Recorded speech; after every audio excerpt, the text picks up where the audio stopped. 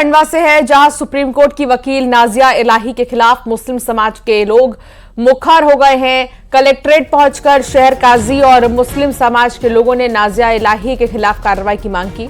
बता दें, बीते दिनों नाजिया इलाही ने अजमेर दरगाह पर कोर्ट की तरफ से याचिका स्वीकार करने का समर्थन किया था और हथौड़ा चलाने की बात कही थी। आज आप लोगों के सामने खंडवा शहर के तमाम मुअज़्ज़िज़ लोगों की मौजूदगी के अंदर हमने यहाँ पर एक ज्ञापन कलेक्टर महोदय के नाम पे दिया है।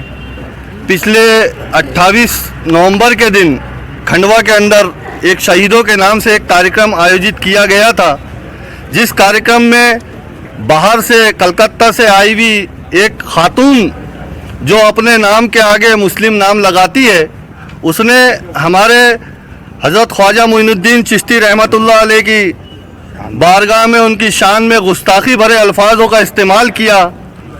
हम तमाम शहर के लोग आप लोगों के माध्यम से ये मांग करते हैं कि कोई भी व्यक्ति अगर कोई प्रोग्राम करता है तो उसके अंदर वो ऐसे वक्ताओं को बुलाए कि जिनका बैकग्राउंड साफ हो।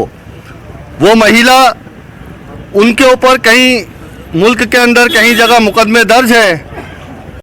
आपको विविदित है कि तो मुस्लिम समाज के लोगों की तरफ से भी कई बातें की जा रही हैं और विरोध किया जा रहा है। कलेक्टर को ज्ञापन सौंपकर एफआईआर की मांग की गई है। नाजिया इलाही ने अजमेर पर टिप्पणी की थी और उस टिप्पणी के बाद से ही विरोध जो है वो मुस्लिम समाज की ओर से किया जा रहा है। अमित जायसवाल संवाददाता साथ जुड़ गए हैं। अमित, कुछ समय पहले हमने देखा जब यहाँ पर नाजिया इलाही पहुंची थी दर्शन के लिए और उसके बाद उन्होंने एक बयान दिया था अजमेर शरीफ को लेकर, जहां सर्वे को लेकर उन्होंने कहा था कि होना चाहिए सर्वे, क्यों नहीं होना चाहिए। इस पर अब मुस्लिम समाज के लोग विरोध जता रहे हैं।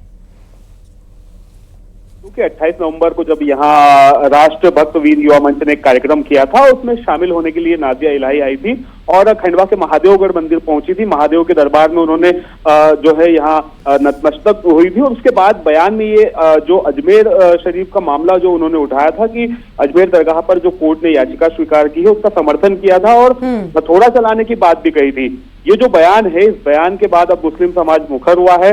आज खंडवा के कलेक्ट्रेट पहुंचकर शहर काजी और मुस्लिम अनुयायियों ने ज्ञापन दिया है और कार्रवाई की मांग की है। उन्होंने कहा कि इस तरह से जो भड़काऊ बयान दिया गया है, गलत टिप्पणी की गई है, इस पर कार्रवाई की जानी चाहिए, एफआईआर दर्ज होनी चाहिए, प्रशासन संज्ञान ले, अगर नहीं लेता है तो हम एफआईआर दर्ज कराने के लिए पूरे प्रयास करेंगे। बहुत शुक्रिया अमित, जानकारी साझा करने के लिए।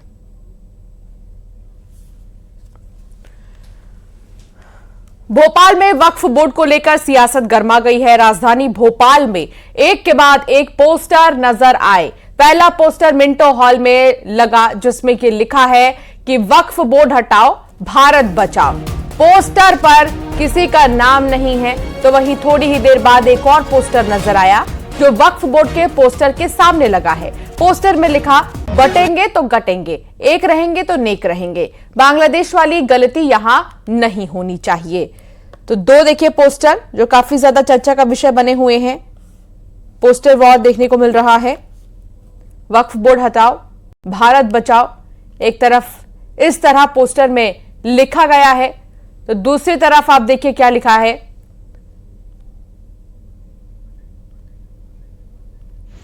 बटेंगे तो कटेंगे, एक रहेंगे तो नेक रहेंगे।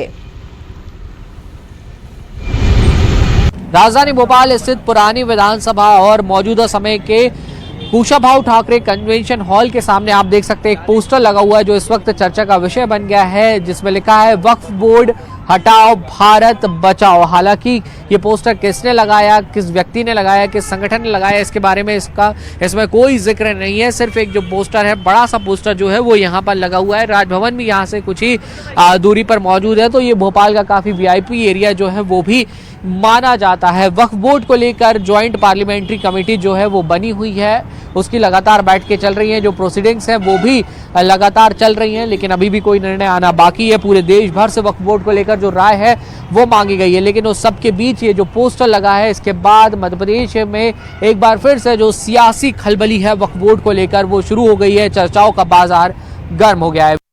जहां पर कि देश में अत्यधिक मात्रा में, बहुसंख्यक मात्रा में हिंदू समाज रहता है, सनातन धर्मी रहते हैं, वहां तो हिंदू राष्ट्र है ही, लेकिन अथराइज जिस प्रकार से पहले नेपाल था उस प्रकार हिंदू राष्ट्र की घोषणा माननीय नरेंद्र मोदी जी।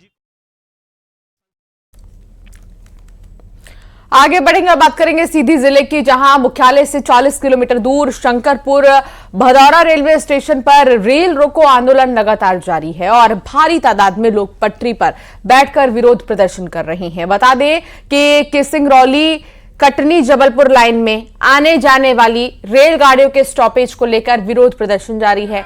अब तक इस स्टेशन में सिर्फ मेमो ट्रेन का ही स्टॉपेज है। सिंगरौली जबलपुर इंटरसिटी और शक्ति कुंज रेलगाड़ी का स्टॉपेज नहीं है, जिसको लेकर लोग प्रदर्शन कर रहे हैं। तो वहीं सूचना पाकर मौके पर पुलिस पहुंची और लोगों को समझाने का प्रयास कर रही है। पब्लिक चाहती है यहाँ की कि जो एलसी नंबर 67 है उस पे सैंक्शन वर्क है LHS का, अंडरपास का, लेकिन कुछ समय बाद में पब्लिक भरने की आवश्यकता है। उसके मांग को ध्यान में रखते हुए ROB है वो उन्होंने अपनी मांग रखी है कि इस पर ROB बनाया जाए और अभी वर्तमान में इसमें LHS का काम, अंडरपास का काम इन प्रोसेस में है। जो गाड़ियों का संचालन है वो मंडल के मैनेजमेंट के आधार पर होता है। उनकी पब्लिक की जो मांगे हैं स्टॉपेज की, या तो शक्तिपुंज या एक जो भी इंटरसिटी गाड़ी है, तो उस मांग को डिवीजन को भेजी जाएगी। सीधी जिला मुख्यालय से 40 किलोमीटर दूर शंकरपुर भदौरा रेलवे स्टेशन में आज विरोध प्रदर्शन जारी है और तमाम जो लोग हैं वो पटरी पर बैठे हुए हैं। मेरे पीछे देख सकते हैं कि तमाम जो लोग हैं वो पटरी पर बैठे इस बात पे रुके हुए हैं कि यहाँ ट्रेन का स्टॉपेज होना चाहिए। इस स्टेशन में सिर्फ एक ट्रेन का स्टॉपेज है और तमाम जो जबलपुर भोपाल और जो ट्रेनें जाती हैं उनका स्टॉपेज नहीं है, जिससे लोग नाराज हैं और आज विरोध प्रदर्शन कर रहे हैं। मेरे साथ ददुआ जी हैं, कैसे देखते हैं इस विरोध प्रदर्शन को? क्या देखिए, आज के 15 दिन पहले हमने कलेक्टर महोदय को, SP साहब को और DRM साहब को पत्र लिखा था कि हम सर्वदलीय आंदोलन कर रहे हैं और 1 मिनट के लिए हमको इंटरसिटी स्टॉपेज चाहिए और ओवर ब्रिज चाहिए। जबलपुर आने जाने के लिए यहाँ से भारी परेशान जनता को होना पड़ता है। यहाँ से यदि रात में जाते हैं जबलपुर पकड़ने के लिए मड़वास ट्रेन, तो 100 से 200 रुपये ऑटो का किराया देना पड़ता है।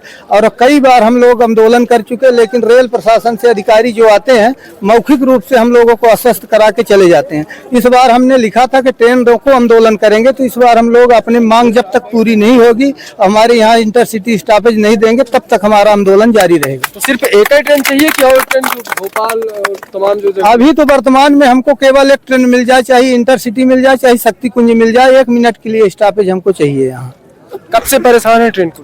आज 10 साल से लगातार हम आंदोलन कर रहे हैं। लगभग 8 से 9 आंदोलन हम कर चुके हैं, लेकिन रेल प्रशासन के कर्मचारी केवल मौखिक रूप से आश्वस्त करके चले जाते थे।